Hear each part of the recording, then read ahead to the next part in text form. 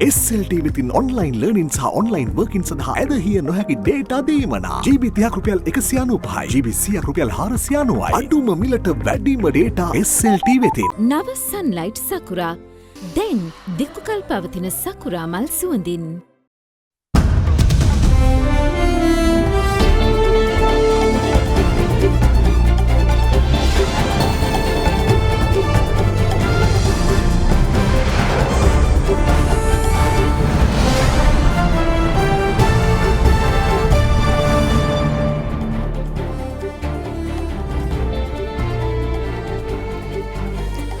අයිබෝවන් ඔබ අද දෙරණ මධ්‍යාන ප්‍රවෘත්ති ප්‍රකාශය සමගින් සවිස්තර පුවත්වලට ප්‍රථමයෙන් අවධානය සිරස්තල වෙතට. මහනුවර පස්මහල් ගොඩනැගිල්ලක් කඩා වැටේ. පිළිඳපු ජීවිතක්ෂයට මව්පියන් සොයා තවදුරටත් මෙහෙයුම්. පාස්කු ප්‍රහාරය වළක්වා නොගැනීමේ වගකීම තමන් බාර නොගන්නා බව හිටපු ආරක්ෂක ලේකම් හේමසිරි ප්‍රනාන්දු කොමිසම හමුවේ සාක්ෂි දෙමින් කියයි. ජංගම දුරකථන සහ හෙරොයින් සමග බැරල් රංජි ග්‍රෑන්ඩ් පාස් හිදී අත්අඩංගුවට. ෆැලන් ඇන්ඩ්‍රියා දෙරණ සීනතරුව ලෙස කිරුළ පනදී.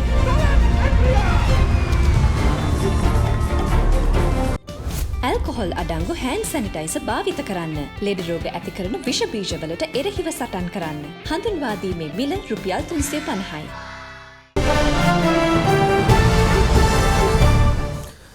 මහනුවර බුවවැලිකඩ සංගමිත්තා අමාවතේ පස්මහල් හෝටලයක් යාබද නිවසක් මතට කඩා වැටීමෙන් අද අලුයම අනතුරක් සිදු වුණා.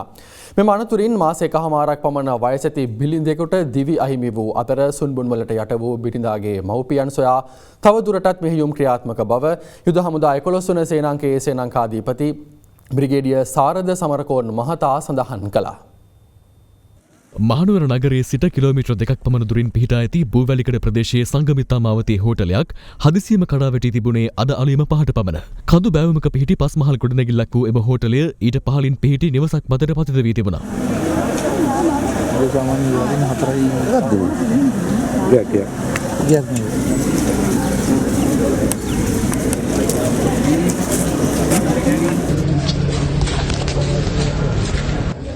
බිල්ඩින් එක කඩා වැටුණ එක ඇතුළට තමයි අපි මේ අවස්ථාවේ ගමන් කරන්නේ.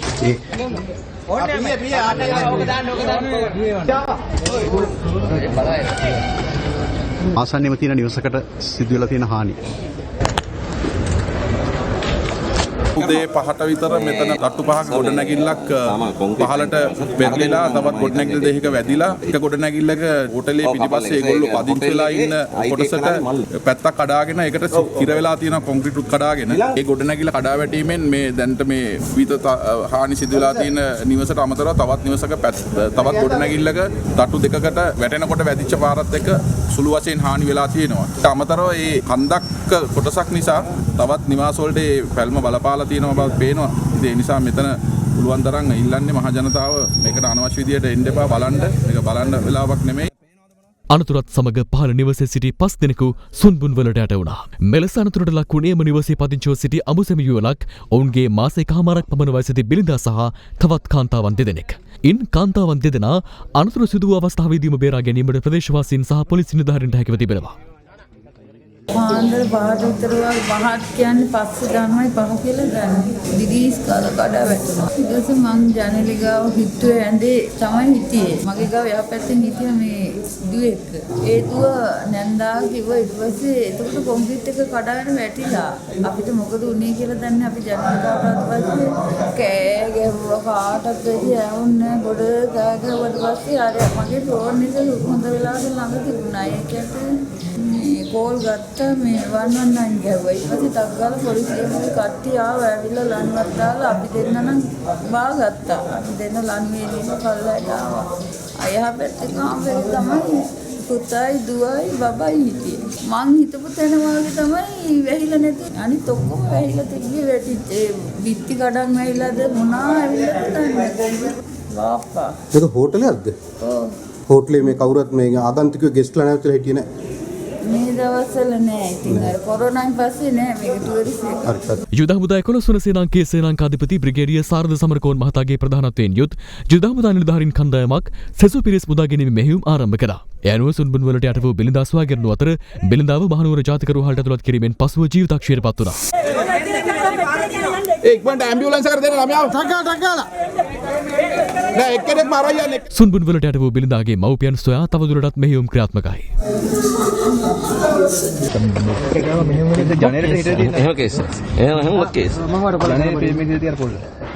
දැනට මෙතන යුද හමුදාව, ගිඩනවන හමුදාව සහ පොලිසිය එයාෆෝස් එකතු වෙලා දැනට තව දෙන්නෙක් මෙතන යට වෙලා ඉන්නවා.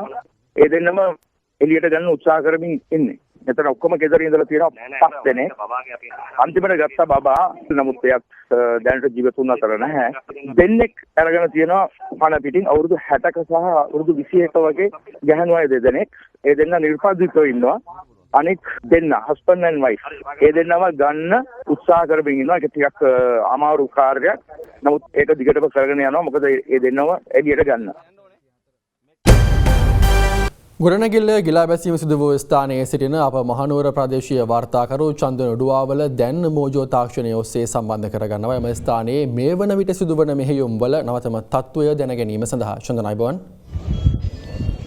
මේ මොහොතේ මා රැඳී සිටින්නේ නිවස ගිලා බැසූ ස්ථානයේ මේ වන විට එම සුන්බුන් අතර ඒ නිවස හිමිකරුවන් දෙන්නෙක් වෙනකොට මලසිරු හමු වෙලා තිනවා මේ මුදාගැනීමේ කණ්ඩායමට. මේ වන විට ශ්‍රී ලංකා පොලිසිය, යුද හමුදාව සහ ගිනිනිවන ඒකක සහ අනිකුත් නගර සභාව ඇතුළු සියලු අය මේ අවස්ථාවේ මේ මලසිරු දෙක ගොඩ ගැනීමට උත්සාහ කරනවා. මේ ඔබ දකින්නේ එම අවස්ථාව. සෙලාන් බැංකුව සුහද හදක් ඇති දේශීය බැංකුව. පාස්කු ඉරුදින ත්‍රස්ත ප්‍රහාරය වළක්වා නොගැනීමේ වගකීම තමන් කිසි විටකත් වාර නොගන්නා බව හිටපු ආරක්ෂක ලේකම් හේමසිරි ප්‍රනාන්දු මහතා පවසනවා. පාස්කු ප්‍රහාරය සම්බන්ධයෙන් විමර්ශනය කරන ජනාධිපති විමර්ශන කොමිසම හමුවේ ඊයේ සිව්වන දිනටත් සාක්ෂි ලබා දෙමින් ඔහු කියා සිටියේ ප්‍රහාරයට පෙර සහරාන් හෂීම් අත්අඩංගුවට ගැනීමට නොහැකි වීම පිටුපස දේශපාලන බලපෑම් පැවතිය හැකි බවයි. හිටපු ආරක්ෂක ලේකම් හේමසිරි ප්‍රනන්දු මහතා සාක්ෂි ලබා දීම සඳහා පාස්කු ප්‍රහාරය සම්බන්ධයෙන් විමර්ශනය කරන ජනාධිපති විමර්ශන කොමිසම හමුවට පැමිණියේ ඊයේ සිව්වන දිනටයි. එහිදී පළමුව රජයේ අතිරේක සොලිසිටර් ජනරාල්වරියා විමසා සිටියේ වවුනතිව් පොලිස් නිලධාරීන්ගේ ඝාතනය, මාවනැල්ල බුදු පිළිම කැඩීම, වනාත විල්ල උපකරණ ද්‍රව්‍ය සොයා ගැනීම ඇතුළු කරුණු රසක් පිළිබඳව තොරතුරු අනාවරණ වී තිබියදී එය භයානක බව නොවැටහුණේ යන්නයි. ඊට පිළිතුරු දෙමින් හිටපු ආරක්ෂක ලේකම් හේමසිරි ප්‍රනන්දු මහතා වැටහුණා නැගෙනහිර දේශපාලන ක්‍රියාවලියේ හැසිරීම ගත්තාම ඔවුන් රජයට කොතරම් අවශ්‍යද කියන එක සැලකිල්ලට ගනිද්දී පියවරක් ගැනීම කරන්න පුළුවන් දෙයක් නෙවෙයි යනුවෙන් ප්‍රකාශ කළා. එහිදී ජනාධිපති කොමිසමේ සභාපති විනිසුරුවරයා විමසා සිටියේ ජාතික ආරක්ෂාවට වඩා වෙනත් කාරණයක් වැදගත් වන්නේද යන්නයි. එයට පිළිතුරු දුන් හේමසිරි ප්‍රනන්දු මහතා මෙරට පවතින මැතිවරණ ක්‍රමය අනුව සුළු ජාතිකයන්ට බලයක් තිබ්බා රජයට බලපෑම් කරන්න. ඒ අනුව රජය ඒ අය සතුටු කරන්න ගොඩක් දේවල් කළා. ඉදිරියේදී හිටපු පොලිස්පතිවරයා සාක්ෂි ලබා දෙද්දී ඒ දේවල් කියයි. විශේෂයෙන් නැගෙනහිර ප්‍රදේශයේ දේශපාලනඥයන් හැසිරුණු ආකාරය නිසා පොලිසියට තම රාජකාරී කිරීමේදී විවිධ බාධා එල්ල වුණා. අත්අඩංගුවට ගැනීම සිදු කිරීමට නොහැකි වීම, අත්අඩංගුවට පත් නැත්නම් පොලිසියෙන් පැමිණ පැහැරගෙන යාම යනාදී දේවල් සිදු වුණා. එය ආරක්ෂක අමාත්‍යාංශයට හෝ නිලධාරීන්ට වැළැක්විය නොහැකි තත්ත්වයක් වුණා. ඒ සම්බන්ධයෙන් තීරණ ගැනීම ජනාධිපතිවරයා සහ අගමැතිවරයාගේ මට්ටමින් කළ යුතු තිබුණා. නමුත් මුස්ලිම් දේශපාලනඥයන්ට අවශ්‍ය විදිහට බොහෝ දේවල් සිදු වුණා යනුවෙන් පැවසුවා. එහිදී රජයේ අතිරේක සොලිසිටර් ජනරාල්වරිය ඍජුවම විමසා සිටියේ සහරාන් හෂීම් අත්අඩංගුවට ගැනීමට නොහැකි වීම පිටුපස දේශපාලන බලපෑම් පැවතියද යන්නයි. එවිට හේමසිරි ප්‍රනන්දු මහතා "ඔව් මට යම්තාක් දුරකට එහෙම හිතෙනවා. ඒ වන විට සහරාන් හෂීම් දේශපාලන පක්ෂයකින් මැතිවරණයකට පවා ඉදිරිපත්ව සිටියා" යනුවෙන් ප්‍රකාශ කළා.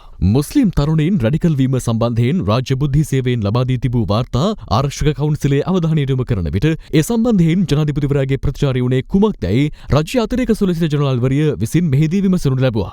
ජනාධිපතිවරයා ඒ සම්බන්ධයෙන් උනන්දුවක් දැක්වුවේ නැහැ. එතුමා කැමති වුණේ නැහැ මුස්ලිම් දේශපාලනඥයන් සමග අර්බුදයක් ඇති කරගන්න යනුවෙන් කී හේමසිරි ප්‍රනන්දු මහතා ජනාධිපතිතුමා එක්ක මම පෞද්ගලිකව කතා කළා ස්වාමීනි. IS පුහුණුව ලබා පැමිණෙන අය සහ මෙරට පැමිණෙන දේශකයන් ගැන සමහර අයට වීසා අරන් තියන්නෙත් මෙහෙන් යයි පැවසුවා. ජනාධිපතිවරයා ඊට කුමන ප්‍රතිචාරයක් දැක්වුවේදයි රජයේ අතිරේක සොලිසිටර් ජනරාල්වරිය විමසූ විට හිටපු ආරක්ෂක ලේකම්වරයා පැවසුවේ මේ ඕවා පරිස්සම් කරගන්න ඕනේ. මුස්ලිම් දේශපාලකයන් තරහ කරගන්න බෑ යනුවෙන් පැවසූ බවයි. ඒ ඇයි කියා විමසුවේ නැද්දයි රජයේ අතිරේක සොලිසිටර් ජනරාල්වරිය ඉන්පසුව විමසුවා. හේමසිරි ප්‍රනාන්දු මහතා ප්‍රකාශ කළේ විධායක ජනාධිපතිතුමාගෙන් තමාට ඊට වඩා යමක් විමසීමට නොහැකි බවයි. මේ වගේ කාරණාවකට ඉබිගමනින් නැතුව ඉතා ඉක්මනින් පියවර ගන්න ඕනේ කියලා ජනාධිපතිතුමාගේ අවධානය යොමු කළේ නැද්ද යනුවෙන් අතිරේක සොලිසිටර් ජනරාල්වරිය එවිට විමසා සිටියා. ඊට පිළිතුරු දුන් හිටපු ආරක්ෂක ලේකම්වරයා මට එතුමා සමග පුද්ගලිකව කතා කරන්න බෑ. යම්කිසි කණ්ඩායමක් අපි අතර නෝක්කඩුවක් ඇති කරලා තිබුණේ. අපි ඈත් වුණා. එතුමා විරසක වුණා මාත් එක්ක. මට ඔහු ගැන කලකිරීමක් ඇති වුණා. මම කොහොමත් අයින් වෙන්න හිටියේ. සහරාන්ට පින් සිද්ධ වෙන්න ඒක ඉක්මන් වුණා යනුවෙන් පැවසුවා. එසේම වැඩිදුරටත් අදහස් පළ කළ ඒ මහතා මම මේ පාස්කු බෝම ප්‍රහාරය වගකීම බාර ගන්න සූදානම් නැහැ. මේ තොරතුරු ආවම ඒ වැදගත් කොට සලකපු නිසායි ඒ ගැන ක්‍රියා කළ හැකි ආයතන වන පොලිසියට දැනුවත් කළේ. මට ලැබුණු තොරතුරු ලාච්චුවට දාලා අවුරුදු නිවාඩුවට ගියා නම් අන්න මම වැරදි. මගේ මාස 5 මාරක කාලය තුල ප්‍රහාරයක් එල්ල වෙනවා කියලා මාව දැනුවත් කරලා නැහැ. ඒ නිසා මම රාජකාරිය පැහැර හැරලා නැහැ යනුවෙන්ද ප්‍රකාශ කළා. යෞවනයේ සිහින සැබෑ කරන ගායන තාරකා පෙළහර දෙරණ ඩ්‍රීම් ස්ටාර් නවවැනි අදියරේ සිහින තරුව ලෙස ෆැලන් ඇන්ඩ්‍රියා ඊයේ කිරුළු පැළඳුවා. මෙහි අවසන් තරඟකරුවන් තිදෙනා අතුරින් සිහින තරුව තෝරා ගැනුනේ ප්‍රේක්ෂක ඔබගේ SMS මනාපයෙන්. දෙරණ ඩ්‍රීම් ස්ටාර් ග්‍රෑන්ඩ් ෆිනාලේ.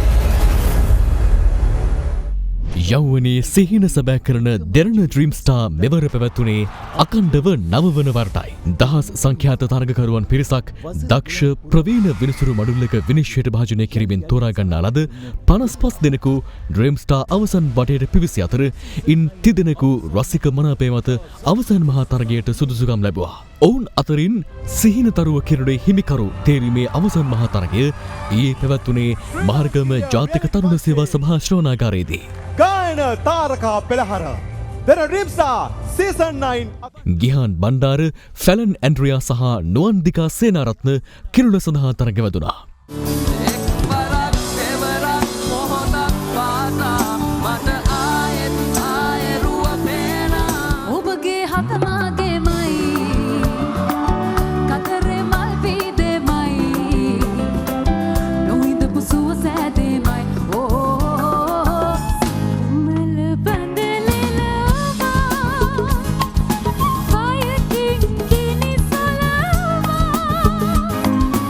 ප්‍රේක්ෂක SMS මනාපයෙන් ජයග්‍රාහකයන් තෝරා ගැනීම සිදු කෙරුණු අතර දෙරණ ඩ්‍රීම් ස්ටාර් සීසන් 9 හි තුන්වන ස්ථානය හිමි කරගත්තේ ගිහාන් බණ්ඩාරයි. ගිහාන් බණ්ඩාර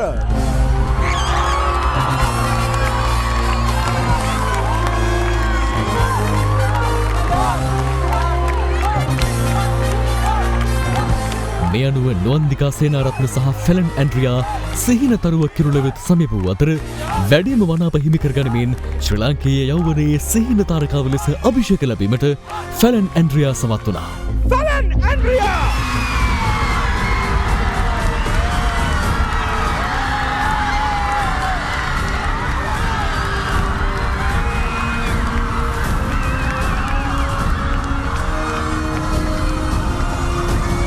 යනුව නුවන්දිකා සේනාරත්නට සිහින තරුව අනුශූරතාව පිරිනැමුණා. නුවන්දිකා සේනාරත්න දෙරණ ඩ්‍රීම් ස්ටාර් සීසන් 9 දෙවන ස්ථානය. ජය කිරුළ හිමි කරගත් ෆැලන් ඇන්ඩ්‍රියාට හිමි ත්‍යාග සහ කුසලාන පිරිනැමීමට.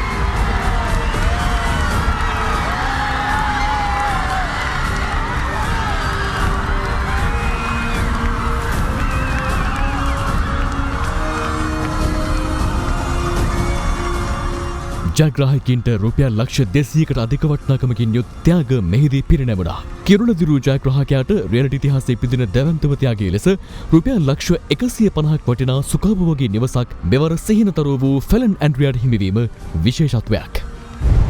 දෙරණ ඩ්‍රීම් ස්ටාර් ග්‍රෑන්ඩ් ෆිනාලේ.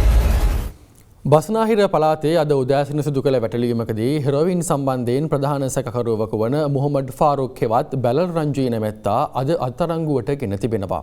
කොළඹ අපරාධ කොට්ටාශයේ විශේෂ ඒකකය මගින් සිදු කළ මෙම වැටලීමේදී ග්‍රෑන්ඩ් පාස් 185 වත්ත ප්‍රදේශයේදී මොහු අත්අඩංගුවට ගෙන තිබෙනවා. බස්නාහිර පළාතේ අද උදෑසන 6 සිට පසරු 6 දක්වා විශේෂ වැටලීමක් ආරම්භ කර තිබෙනවා. බස්නාහිර පළාත් ජ්‍යෙෂ්ඨ නියෝජ්‍ය පොලිස්පති දේශබන්දු තෙන්නකෝන් මහතාගේ උපදෙස් පරිදි කොළඹ අපරාධ කොට්ටාශයේ විශේෂ ඒකකයේ මගින් සිදු කළ වැටලීමේදී අද උදෑසන ග්‍රෑන්ඩ් පාස් 185 වත්ත ප්‍රදේශයේදී මොහමඩ් ෆාරුක් හෙවත් බැරල් රංජන පුද්ගලයා අත්අඩංගුවටගෙන තිබෙනවා. ඔහුගේ නිවස පරීක්ෂා කිරීමේදී ජංගම දුරකථන 12ක් සහ හෙරොයින් ග්‍රෑම් 7ක් පොලිසිය විසින් සොයාගෙන තිබෙනවා. පොලිසිය සඳහන් කළේ එම නිවසේ සිටි තවත් කාන්තාවක් සහ තරුණයෙක්ද අත්අඩංගුවටගෙන ඇති අතර ඔවුන් සතුව තිබී හෙරොයින් ග්‍රෑම් 5යි මිලිග්‍රෑම් 40ක්ද සොයාගත් බවයි. මේ අතර ව්‍යාජ චෙක්පත් උපයෝගී කරගෙන රුපියල් කෝටියකට ආසන්න ගනුදෙනු සිදු කළ පුද්ගලයෙකු අතුරුගිරිය පොලිසියට ලැබුණු පැමිණිල්ලක් මත අත්අඩංගුවටගෙන තිබෙනවා. ව්‍යාජ නමකින් සහ වෙනත් ජාතික හැඳුනුම්පතක් මාර්ගයෙන් සැකකරු මෙම ජාවාරම සිදු කර තිබෙනවා. අශෝක් ආදියප්පන් නමින් ව්‍යාජ නමකින් පෙනී සිටින මොහු ජුකි මැෂින්, ජල මෝටර, වායු සමීකරණ, ලැප්ටොප්, ජංගම දුරකථන ආදී විදුලි උපකරණ සඳහා වෙනත් පුද්ගලයෙකුගේ අස්ථානගත වූ ජාතික හැඳුනුම්පතක් මාර්ගයෙන් මෙම ගනුදෙනු සිදු කර තිබෙනවා. පොලිසිය සඳහන් කළේ බැංකු ඉතුරුම් ගිණුම් සහ ජංගම ගිණුම් මාර්ගයෙන් ව්‍යාපාරිකයින් රවටා චෙක්පත් ගනුදෙනු සිදු කරමින් මෙම පුද්ගලයා බහඬ ලබාගෙන පසුව අඩුමුදලකට විවිධ පුද්ගලයන් මාර්ගයෙන් අලෙවි කරන බවයි. මෙම පුද්ගලයා අතුරුගිරිය, ගල්කිස්ස, කොල්ලුපිටිය, මොරටුව, දෙහිවල ආදී ප්‍රදේශවල මෙම ජාවාරම සිදු කර තිබෙනවා. ඔහු මීට පෙරද මෙවැනි වංචනික ක්‍රියා සම්බන්ධයෙන් වසර 8ක් රක්ෂිත බන්ධනාගාරගත වී නිදහස් වී පසුව නැවතත් මෙවැනිම ක්‍රියා සම්බන්ධයෙන් මාළිගකන්ද අධිකරණයෙන් වරෙන්තු ලැබ සිටින පුද්ගලයෙකු බව පොලිසිය සඳහන් කළා. මේ අතර වැලිකඩ රාජගිරිය ප්‍රදේශයේදී කාන්තාවක් හෙරොයින් ග්‍රෑම් 12ක් සමග අත්අඩංගුවටගෙන තිබෙනවා. ඊ රාත්‍රියේ වැලිකඩ පොලිසිය සිදු කළ වැටලීමකදී ඔබේස්තේකරපුර ප්‍රදේශයේ හෙරොයින් ග්‍රෑම් 13ක් ළඟ තබාගෙන සිටි පුද්ගලයන් 5 දෙනෙකුට අත්අඩංගුවට ගත් අතර ඔවුන් සතුව තිබී ජංගම දුරකථනය සහ ලැප්ටොප් පරිගණකයද සොයාගෙන ඇති බවයි පොලිසිය සඳහන් කළේ. ශ්‍රී ලංකාව තුළ කොවිඩ් ව්‍යාප්තිය පාලනයට ජනතාව තවදුරටත් උපරිම අයුරින් දායකත්වය ලබා දිය යුතු බව සෞඛ්‍ය අංශ අවධාරණය කරනවා. මේ අතර ස්වයං නිරෝධායන නීති අනුගමනය නොකරන පුද්ගලයන්ට පවුම් දසදහසක දඩයක් නියම කිරීමට එංගලන්තය තීරණය කර තිබෙනවා. විදේශයන් හිසිට පැමිණි පුද්ගලයන් දෙදෙනෙකු ඊයේ මෙරටින් කොවිඩ් ආසාදිතයන් ලෙස හඳුනා ගැනුණා. ඒ සමග මෙරට සමස්ත ආසාදිතයින් සංඛ්‍යාව 3283ක් දක්වා ඉහළ ගියා. තවදුරටත් රෝහල්ගතව ප්‍රතිකාර ලබන්නේ ආසාදිතයන් 200 දෙනෙකු පමණයි. රයිගම් පෙලිස් 2019 සම්මාන උළෙල ඊයේ පැවැත්වුණා. ඒ කොළඹ ශැංග්‍රීලා හෝටලයේදී. රයිගම් ටෙලිස් 2019 සම්මාන උළෙල මෙවර පැවැත්වුණේ 16 වන වරටයි.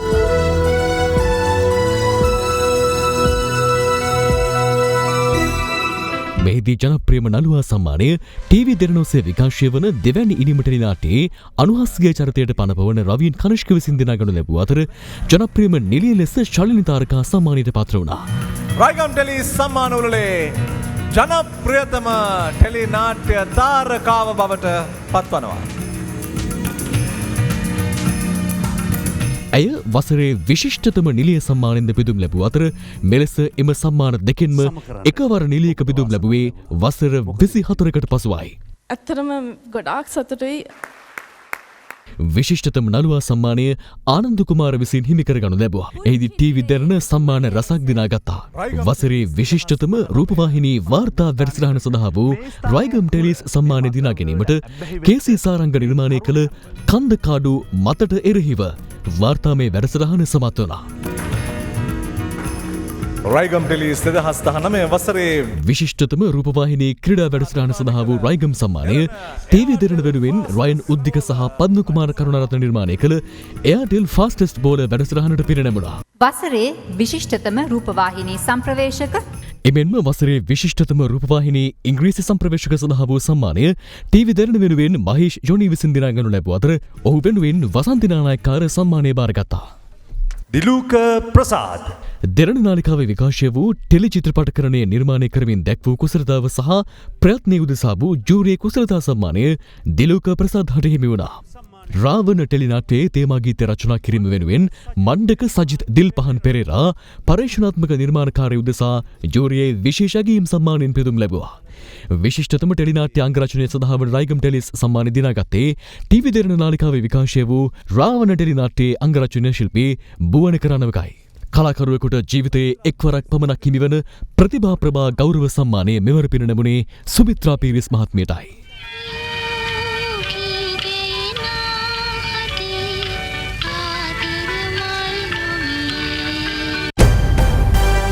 එසමගින් ප්‍රවෘත්ති ප්‍රකාශය නිමාවට පත් වුණා. විවෘතයි ඔබට අපගේ වෙබ් අඩවිය www.adaderana.lk